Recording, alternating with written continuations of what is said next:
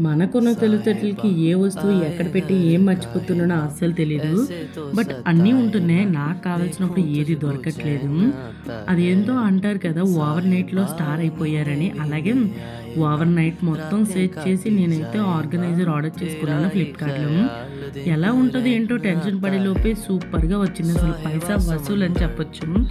Build quality అయితే భలే ఉంది. ఇంకా ఈ ర్యాక్స్ నాకు భలే బుజ్జిగా నచ్చాయి. నాకే తెలీదు ఇవంతా ఆర్గనైజ్ చేసేదాకా ఇన్ని ప్రోడక్ట్స్ ఉన్నాయా అని.